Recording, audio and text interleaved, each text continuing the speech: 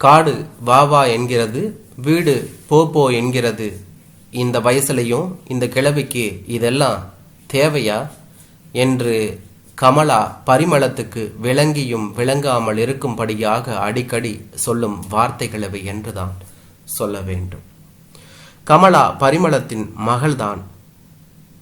அந்த காலத்தில் அம்பலந்துறையில் இருந்த பணக்கார குடும்பங்களில் ஒன்றுதான் பரிமளத்தின் குடும்பம் என்றுதான் சொல்ல வேண்டும்.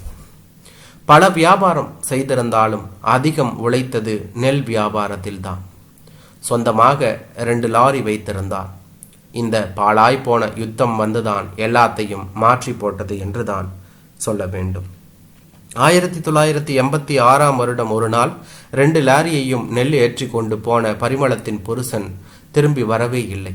2 லாரியும் கூட திரும்பி வரவில்லை. பரிமளம் தேடாத இடமில்லை. எல்லா ஆர்மி கேம்பின் முன்னுக்கும் போய் தவம் இருப்பது போல காத்து கிடப்பாள். புருஷன் காணாமல் போகும்போது பரிமளத்தின் வயது 25. அவள் புருஷனின் வயசு 31. இப்போ பரிமளத்துக்கு 55 வயசாச்சு. புருஷனுக்கு 61 வயசு. காணாமல் போன இந்த 30 வருடத்தில் எத்தனையோ விசாரணை கமிஷன் வந்திருந்தது. ஒன்று விடாமல் எல்லா விசாரணை கமிஷனுக்கும் போய் என்ற புருஷனை கண்டுபிடிச்சு தாங்க என்று கெஞ்சுவாள் என்றுதான் சொல்ல வேண்டும்.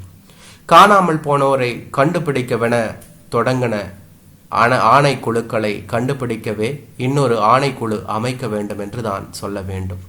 போன மாசம் கூட மந்திரி உருவாக்கி இருக்கும் விசாரணை கமிஷனில் பதிவு செய்திருந்தாள் என்றுதான் சொல்ல வேண்டும்.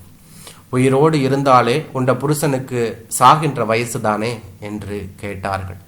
என்ற கேலியும் தான் பரிமளத்தின் புருஷனின் பெயரை பதிவு செய்தார்கள் என்றுதான் சொல்ல வேண்டும்.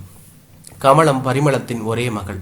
கல்யாணமாகி ஒரே வருடத்தில் பிறந்தவள். கமலத்துக்கு 2 வயசா இருக்கும் போதுதான் அப்பா காணாமல் போயிருந்தார் என்றுதான் சொல்ல வேண்டும். பரிமளம் புருஷன் காணாமல் போன பின்பு தன் இளமை காலம் முழுவதையும் புருஷனை தேடுவதிலும் கமலத்தை வளர்ப்பதிலும் தான் செலவழிச்சாள் என்றுதான் சொல்ல வேண்டும். சொந்தக்காரங்க வந்து இன்னொரு கல்யாணம் என்று பேச தொடங்கும் போதே என்ற புருஷன் இன்னும் உசுரோட தான் இருக்கார், என்னை தேடி ஒரு நாள் கட்டாயம் வருவார் என சத்தமிட்டே வாயை அடைத்து விடுவாள் என்றுதான் சொல்ல வேண்டும். இந்த 30 வருஷத்துல ஒவ்வொரு சொத்தா விற்று கடைசியில கமலத்தினுடைய கல்யாணத்திற்காக தான் அம்பலந்துறையில் இருந்த வீடு வளவையும் விற்றிருந்தாள் என்றுதான் சொல்ல வேண்டும். கமலம் கல்யாணம் முடிஞ்சு அமிர்த கழியில் தன் புருஷனோடு செட்டில் ஆகியிருக்கிறார். கமலம் வேலை எதுவும் செய்யவில்லை என்றுதான் சொல்ல வேண்டும். புருஷன் அமிர்தகளி மகா வித்தியாலயத்தில் டீச்சராக வேலை செய்கிறான். கமலத்துக்கு 2 பிள்ளைகள். மூத்தது மகள், 2வது பையன். பையனின் தண்ட புருஷனின் சாயல் அடிப்பதா அடிக்கடி சொல்லுவாள் பரிமளம். பரிமளம் இப்போது கமலத்தின் வீட்டில் தான் இருக்கிறாள் என்றுதான் சொல்ல வேண்டும். பரிமளத்தின் கழுத்தில் புருஷன் கட்டின 21 பவுன் தாலி இப்பவும் இருக்கிறது. அந்த காலத்தில் பரிமளத்துக்கு அவள் புருஷன் 21 பவுனில் தாலி கட்டின விஷயம் ஊரெல்லாம் ஃபேமஸ்.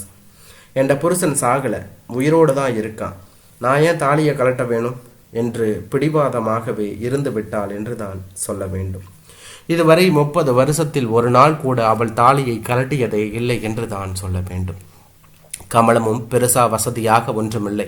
புருஷனுக்கு வர டீச்சர் சம்பளம் மாசம் செலவுக்கே சரியாக போகும். பிள்ளைகளுக்கு புது உடுப்பு எடுக்கிறது என்றாலே எங்கேயாவது கடன் பட்டு தான் வாங்க வேண்டிய நிலை என்றுதான் சொல்ல வேண்டும். எத்தனையோ கஷ்டம் வந்த போதெல்லாம் பரிமளத்தின் தாலி கொடியை அடகு வைக்க கேட்டிருக்கிறாள் என்றுதான் சொல்ல வேண்டும்.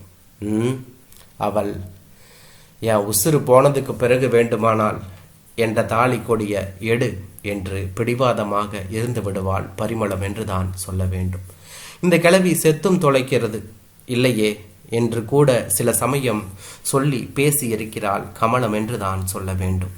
பெத்த பிள்ளைதானே பேசுது, பேசட்டும் என்று மனசை தேற்றிக் கொள்வாள் பரிமளம் என்றுதான் சொல்ல வேண்டும். அன்று பின்னேரமாகியும் வீட்டுக்கு யாரும் வரவில்லையே என்று பதட்டமாக இருந்தது பரிமளத்துக்கு.